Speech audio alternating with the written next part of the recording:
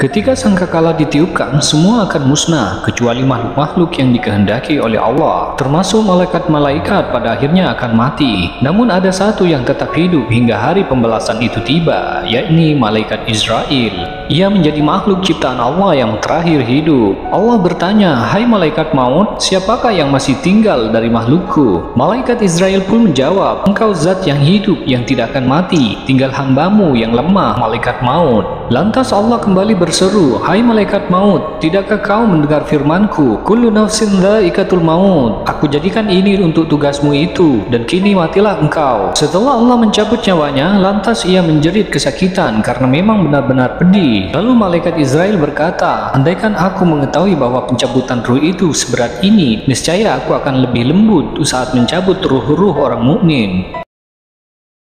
Nabi Musa membantu memberi minum ternak yang dimiliki oleh keluarga wanita. Setelah selesai, Nabi Musa beristirahat di sebuah pohon sembari berdoa kepada Allah untuk meminta petunjuk. Kedua wanita tadi pulang dan menemui ayah mereka, yang ternyata adalah Nabi Syuaib. Mereka menceritakan peristiwa yang terjadi kepada ayah mereka. Nabi Syuaib memerintahkan anaknya untuk memanggil laki-laki yang menolongnya. Setelah sampai di rumah Nabi Syuaib, Nabi Musa menceritakan kejadian yang dialaminya hingga alasan mengapa dirinya berlari dari Fir'aun dan tentaranya. Lalu Nabi Syuaib berkata bahwa kau sekarang telah aman dari kejaran Fir'aun. Akhirnya Nabi Syuaib menawarkan Nabi Musa untuk menikahi salah satu putrinya yang bernama Syafura. Nabi Musa setuju dan akhirnya menjadi menantu Nabi Syuaib. Ia tinggal bersama keluarga Nabi Syuaib selama 10 tahun, belajar dan bekerja di sana. Istri-istri Rasulullah seperti Aisyah dan Siti Khadijah memang sudah sering diceritakan. Namun ternyata ada seorang wanita yang pernah dilamar oleh Rasulullah, namun ditolak sebanyak 2 kali. Wanita tersebut bernama Fakhitah binti Abu Talib bin Abdul Muttalib bin Hashim, atau yang biasa dikenal dengan nama Ummu Hani.